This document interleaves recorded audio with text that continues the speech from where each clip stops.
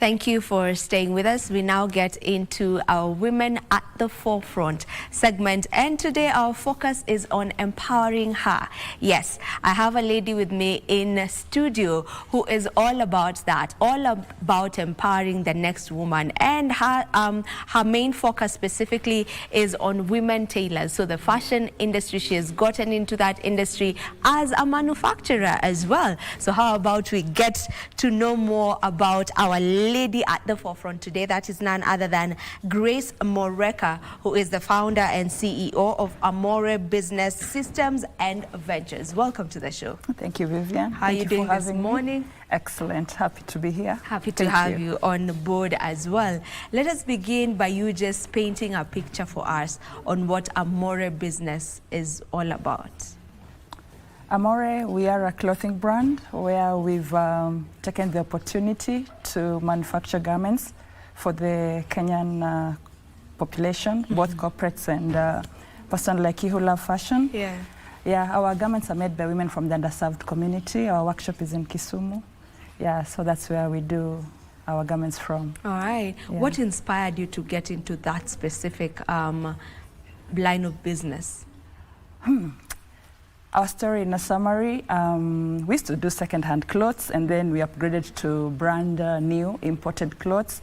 And then after COVID came, where we could no longer import clothes, then His Excellency Uhuru Kenyatta gave us a leeway to purchase from EPZs. And when we went to the EPZ factories, we saw what they were doing. Big workshops doing great things, recruiting thousands of women. And that started something in us to be able to have a similar thing.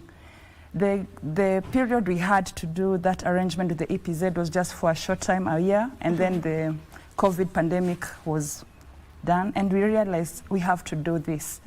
Importing is no longer sustainable for us to really make our economy grow. So we started partnering with other people who had workshops until we got support from Stanbic Foundation, who are able to help us set up our workshop in Kisumu. Yeah. You have experience in customer relations, you have experience in hospitality, as well as finance, right? And I would just love to know how you incorporate all of this, or how your experience in all of these sectors have enabled you to be where you are right now, even with AMORE. The business is all about the customer. The business is all about leading teams. So when you're able to merge everything you've learned in school, everything you've learned with your experiences, you are able to set up a sustainable enterprise. People really don't, how do I put it? Education is very critical in running a sustainable enterprise, because you're able to measure your deliverables. Giving a good experience will also ensure your customers come back, your customers stay. So for us, it plays a very big role, and I'm big on customer excellence, and that's what I teach people who don't have the corporate experience, having in mind women have not finished school, they've not been to school. So when you try to them the pointers of customer service to bring our customers back. So with AMORE, you also and trainings, just as you've mentioned, look like for you? We know, what does it entail? And when you're finding this women tailors, you know, where do you start? As a social enterprise, and having in mind we're coming from rural Kenya in Kisumu, there's so many women, the population is there, it's present, there's so many unemployed youth. So when we do the flyers with our community representatives, there are so many tailoring institutions nearby, the Riat Institute. What goes around very fast, like AMORE is recruiting. And when people come on board, like the women, like when we were starting, we had a group of 30 women. Most have the tailoring experience, but they don't have the experience of using the industrial machines. So I have a leadership team in Kisumu that trains these women on best industry practice. You are used to the sewing machine that is manual. Now you need to learn the safety practices of using an industrial machine. This is how you do the stitch, this is how you cut. These are the 5 S's of using. So training takes about 2 weeks. Then they're on board to use. The specialized machines, like the The DTF is it's the printer that transfers the prints to garments. That one you have to recruit a technical skill because you can't teach it in 2 weeks. That one you have to go to a high-level diploma to be able to learn.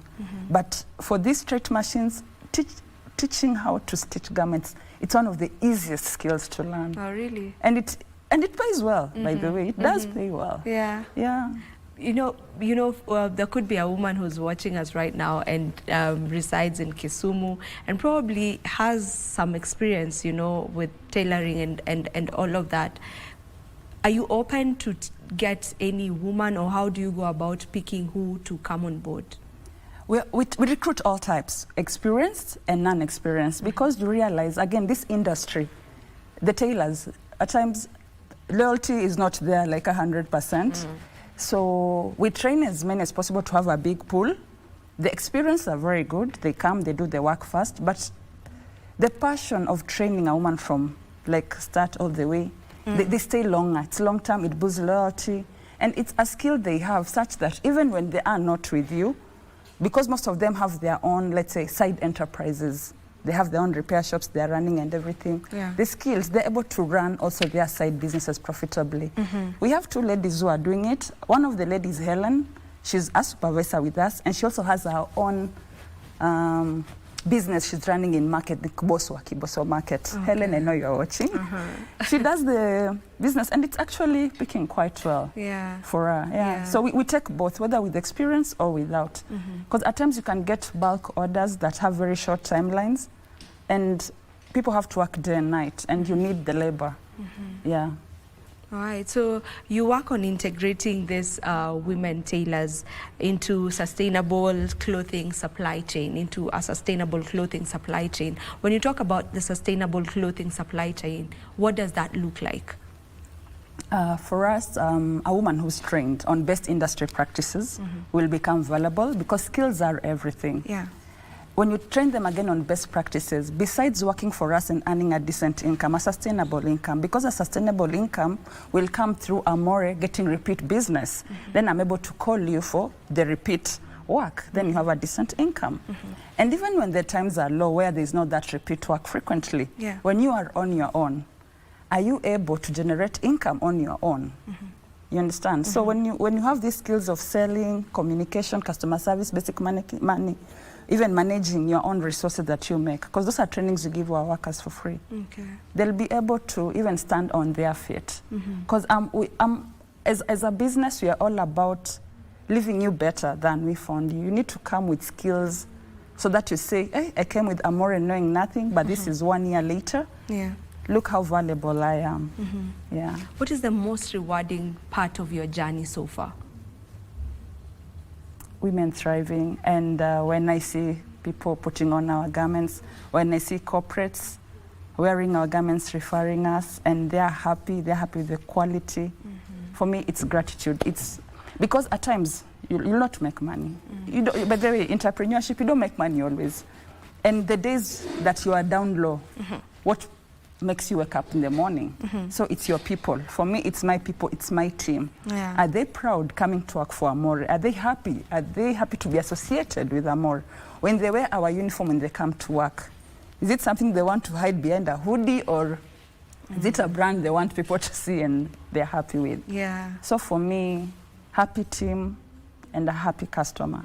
For me, that's everything. That's everything for you. While going through your bio, there's somewhere where you say you're not just in the business of making clothes, but in the business of stitching futures, one garment at a time. I'd love for you to speak more about that, and the fact that even what you said, what gives you that gratification is the fact that you are able to see women prosper. Maybe why specifically the woman? Is there a story behind that? And also, let's get into that.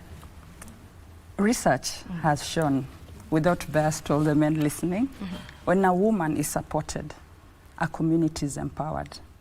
I saw my great-grandmother, I saw my grandmother, I saw my mother. She was supported. And we are here today because of the women who raised us.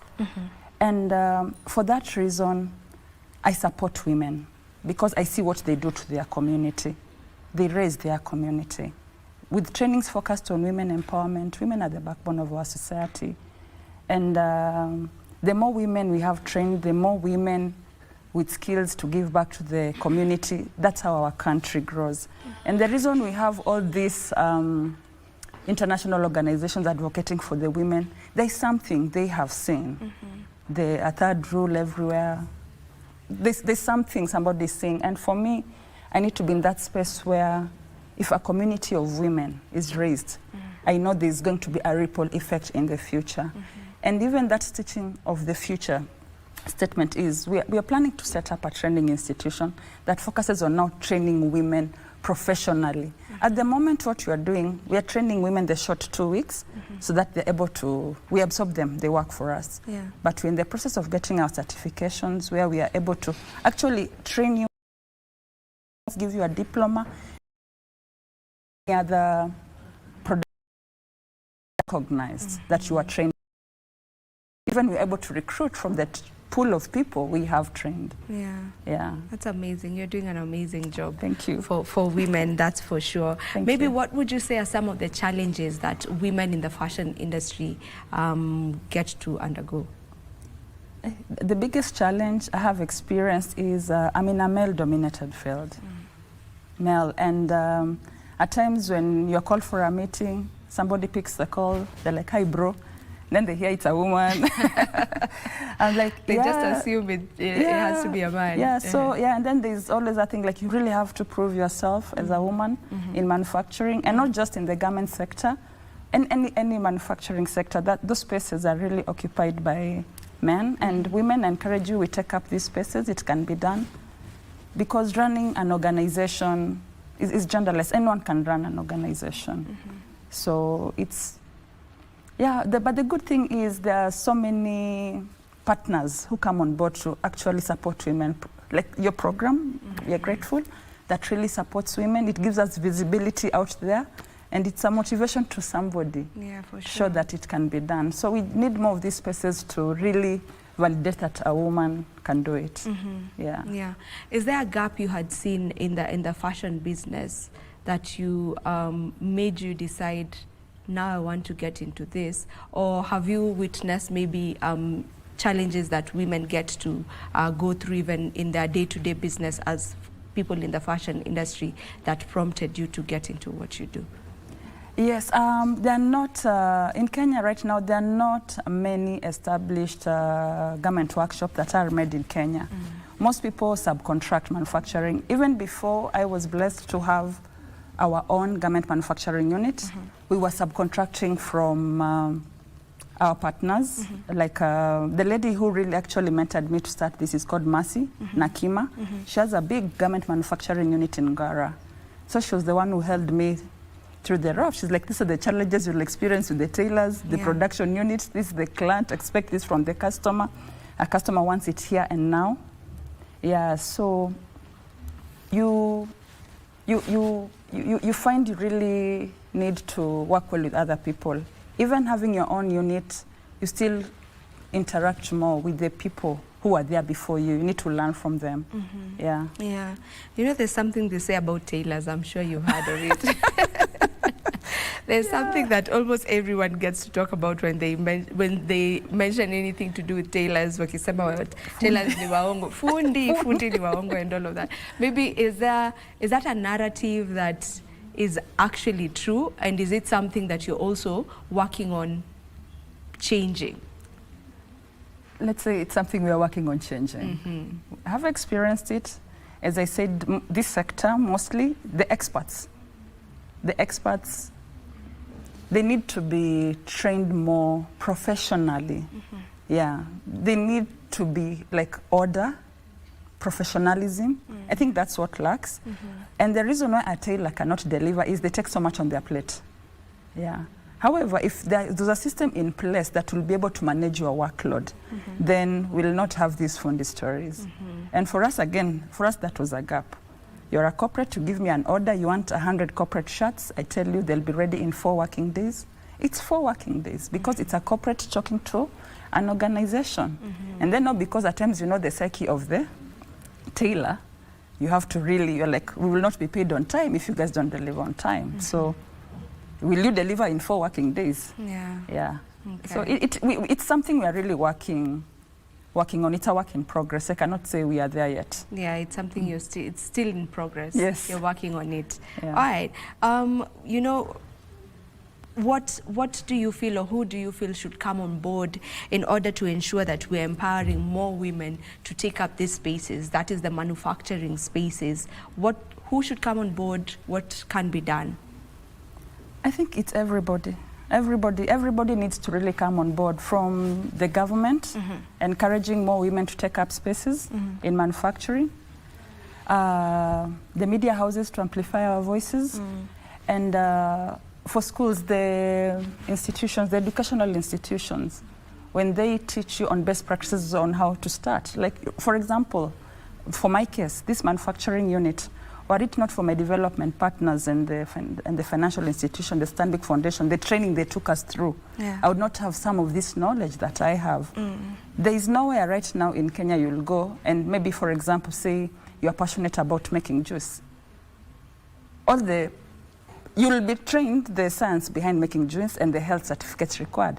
But when you want to set up a business, which licenses do you need? Where do you get them? So we need one platform. Some developed countries, actually, if you go to them, a place like Germany, you go, they'll tell you, you'll need this license, you get it here, you need this, you get it here, you need this, you get it here. If you need money, go here, here, here, you understand? If you need workforce, there's this debate institution. So it's like they have it easier. Yeah, for us, you do the hard work.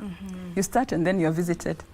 Oh, the fire is not well displayed, it's supposed to be here and not here. And then the previous person who came to tell you about the fire, they said you put it here, not here. So there's a lot of alignment that is needed and a lot of support, a lot of support. Yeah, so we need proper systems put in place in order to ensure that, you know, more people are getting into these industries, into this business, so that we can be able to grow our economy. Right? Now, speaking of fashion, it is one of the biggest pollutants in Africa. Yes, let's talk about it. It is there. Research shows that it is one of the biggest polluters of the environment, specifically in Africa. I know you work on fabric recycling, you know, and ensuring you have low waste design practices. Can you get deeper into that? You know, what are you doing as AMORE to ensure that, you know, we are trying to change the narrative? You'll realize pollution in Africa, and especially in Kenya, comes from the second-hand garments. What makes a cloth last longer is the number of wash cycles it has done. For example, when you get a brand new dress like Calvin Klein or Gucci or whichever brand you like, it has to go undergo 50,000 washes for it to be like it has reached its useful life. We are a big importer of second-hand clothes. These clothes have already, they're almost in the end of their useful life from the countries we're getting them from. So when they come to Kenya, you get your second-hand garment, it goes to the West. However, if you are able to do brand new locally, we go to Sunflag, we go to Rivertex, we buy our fabric, we do our corporate shirts. By the time you do your 50,000 washes, the shirt has served you for 4 years, 5 years on average, as compared to when you import a second-hand that will last you one. The second-hand garments, they go to our landfills, we increase our carbon emissions. Again, when you import garments like from all over the world, carbon footprint is there. So when you buy locally, we are reducing that. We're working to reduce on our carbon footprint to make our environment better. So for us, I really encourage my team members to have zero waste. Zero waste in everything we do. We have best cutting practices, and any fabric that is waste, we recycle it into giveaway bags. Like we have a new collection of our packaging bags. We've stopped doing paper. We use the clothing, nice branded. It's coming out tomorrow. I'm looking forward to sending you something in it, and give me feedback. Yeah, so zero waste. It has to come from training again. Don't waste fabric, don't waste threads, don't waste zips. Yeah, so you're really working towards ensuring there's no waste when it comes to the fabrics. Yeah, because for us, our biggest waste is the fabric cutouts. My husband, who's the heir of AMORE, he's into making beddings. No, they're the small fabrics that you really can't do anything. You do into puffs, and then you do those nice lounges, cushions. So sustainable fashion is the way to go. It's the future. It is the future. It is the future. Yeah. How far are we from getting to a point where we are on the right track when it comes to sustainable fashion in Kenya? Honestly, we have a long way to go. It all comes from policy. We really have to safeguard what we bring into the country. It has to be quality, such that it doesn't end in the landfills. The problem is whatever we bring in, we don't consume well, it goes to the landfill. And fashion is garments, it's shoes, it's accessories. We should be able to consume it for at least 2 or 3 years. Yeah. Controls in what we bring in. Because what we do locally can be consumed well. I mean, we have EPZs that do quality garments that go to the developed nations. Why can't we have the same quality garments being used locally? Look at Rwanda.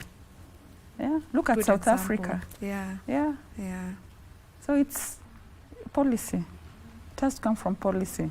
And that way, again, small businesses like us will be able to grow. Our industry will thrive. How many made in Kenya brands do you know? There are very few. There are very few. They're not as But many. there is hope. Most Kenyans are embracing local. The future is bright. The future is bright. Yeah. You know, even speaking about that, how are you able to balance running a sustainable, profitable business while also still staying true to your mission of empowerment, you know, and the no waste policy that you have in your business? Just how are you able to sustain that? You look at the bigger goal. The bigger goal, it's, you know, when you're in school, you're looking, what can I do to give back to the community? What can I do to give back to the world? When Moreka is not here 100 years later, what will they say that she did? And when you start a business, not just a business changing lives, a business working for pro-environment, that keeps you up in the morning. It gives you the chance to go on, and you'll ensure any structure or any business decision you make is in line with what your true purpose is. Yeah. Yeah, and for me, it's to make the world better by ensuring the team members who take over the brand, the business can speak for itself. Yeah, someday I hope to be like Zara or Calvin Klein, or they'll be like, yeah, that mama who started that brand together with her husband. Yeah. We're going to get there. We're going to get there. We're going to get there. Now, as we almost come to a conclusion of this conversation, you mentioned that you received a grant. There's money that you received that was enabled you to actually begin that manufacturing business. Probably for someone who's watching and they would love to know how to go about the process of receiving such grants, just speak to them. There may be a business owner, a woman business owner, since we're in the line of promoting women today. There may be a woman business owner who's looking to expand her business. How do you go about the process of getting this grant, like the grant that you got? As a business, have proper structures in place. Let the business not be a one-man show. That's the challenge of most entrepreneurs. Have an advisory board, have people to support you make the right decisions. And let your business have impact that you can measure. Have impact. Are you looking for fundraising just to help yourself, or is it going to have a positive impact either to the community or to the environment? We were blessed enough in 2022. We got a grant by Stanbic for set up the factory because it's capital intensive. It's expensive, those equipment. And when you're supported, it elevates you, it gives you like a push to go ahead. So apply for these facilities. They are available, they are present, they are everywhere. And but to qualify, the institutions are very thorough with governance structures and proper structures in your business. So it's something you really need to set up. So just have your structures correct, and then go for these opportunities. Because they won't find you where you are. True. Apply as many. Oh my God, apply as many as possible. Cast your seeds in many grounds. You don't know which one will thrive. And when you get a chance to present your case, speak your heart out. And that's what we did. And yeah, we are blessed we are here today. All right.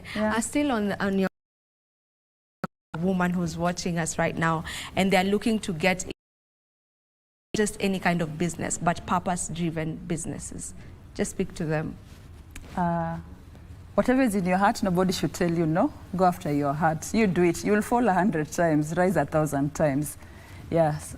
Wake up, show up, rise up, be true to yourself, and help will come. Oh, and don't forget to ask for help, especially now with turbulent times.